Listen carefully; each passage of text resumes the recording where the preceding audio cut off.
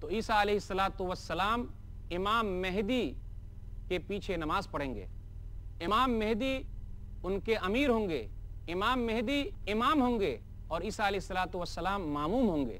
امام مہدی کا ظہور کہاں سے ہوگا؟ وہ کہاں سے نکلیں گے؟ حافظ ابن کثیر رحمہ اللہ نے کہا کہ وہ مشرق سے نکلیں گے، سامرہ کی غار سے نہیں نکلیں گے۔ ایسا نہیں ہے کہ وہ پیدا ہو چکے ہیں اور کہیں جا کے چھپ گئے ہیں، بالکل نہیں، بلکہ وہ مشرق سے ظاہر ہوں گے اور وہ پیدا ہوں گے۔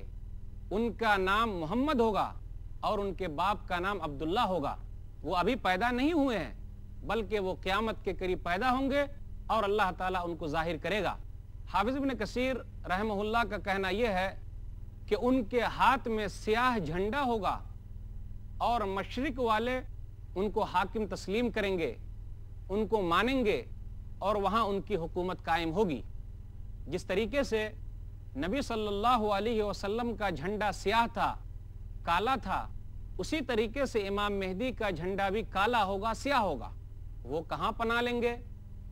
خانہ کعبہ کے اندر وہ پناہ لیں گے۔ خانہ کعبہ کے اندر رکن یمانی اور حجر اسود کے درمیان، مقام ابراہیم کے درمیان ان کے ہاتھ پر بیعت کی جائے گی۔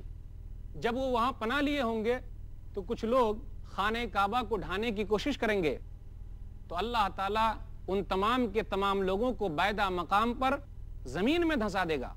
صحیح مسلم کی حدیث ہے، کتاب الفتن، کتاب نمبر 52، حدیث نمبر 2884۔ ام المومنین عائشہ رضی اللہ تعالیٰ عنہ کہتی ہیں کہ ایک مرتبہ نبی صلی اللہ علیہ وسلم اچانک نیند سے بیدار ہو گئے، تو میں نے کہا اللہ کے رسول، اس طریقے سے کبھی آپ بیدار نہیں ہوتے تھے، نیند سے اس طریقے سے گھبرا کر نہیں اٹھتے تھے، گھبرا کر کیوں اٹھ گئے؟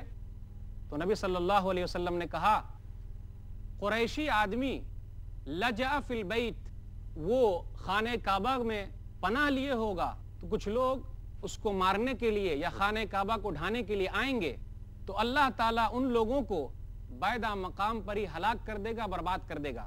تو پتا چلا کہ خانہ کعبہ میں مہدی پناہ لیں گے۔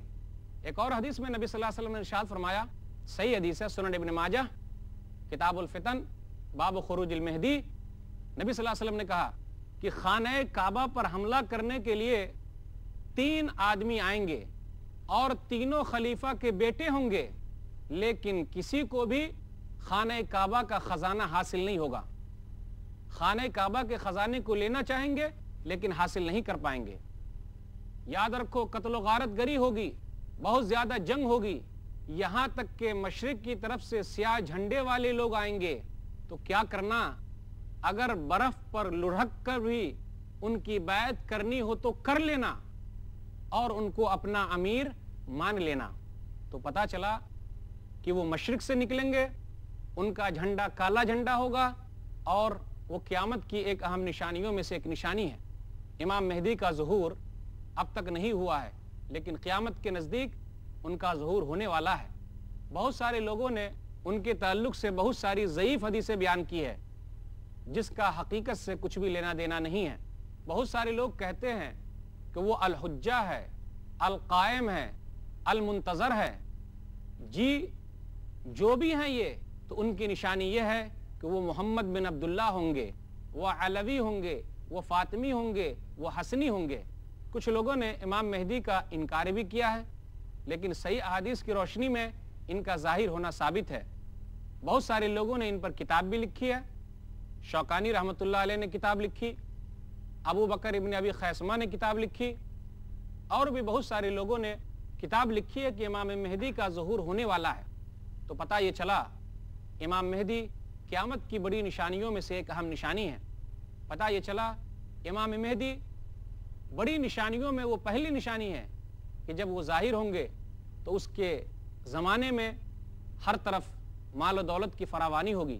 پتہ یہ چلا کہ اس وقت وہ ظاہر ہوں گے جب دنیا کے اندر ظلم و ستم عام ہو جائے گا، ہر طرف ظلم و ستم کا دور دورہ ہوگا، اس وقت امام مہدی ظاہر ہوں گے اور اس طریقے سے عدل و انصاف قائم کریں گے کہ دنیا نے اس سے پہلے کبھی بھی عدل و انصاف نہ دیکھا ہوگا۔ ان کا نام نبی صلی اللہ علیہ وسلم کے نام پر ہوگا، ان کے باپ کا نام نبی صلی اللہ علیہ وسلم کے باپ کے نام پر ہوگا، حسن رضی اللہ تعالی عنہ کے نسل میں سے ہوں گے۔ اور ان کی نشانی یہ ہے کہ وہ چوڑی پیشانی والے، باریک اور لمبی ناکوں والے ہوں گے۔ ہر طرف اس زمانے میں امن و امان ہوگا، امن و شانتی ہوگی، کوئی کسی کو پریشان نہ کرے گا۔ تو ناظرین، یہ ہے امام مہدی کی نشانی۔ ہمیں اور آپ کو غور کرنا ہے تاکہ ہم جعلی مہدی سے ہوشیار رہیں اور صحیح مہدی جب مل جائیں تو ہم ان کی بات مانیں۔ یہ چند باتیں تھی امام مہدی کے تعلق سے۔ سبحان ربک رب العزت عما یصفون وسلام علی المرسلین والحمد للہ رب العالمین، والسلام علیکم ورحمۃ اللہ وبرکاتہ۔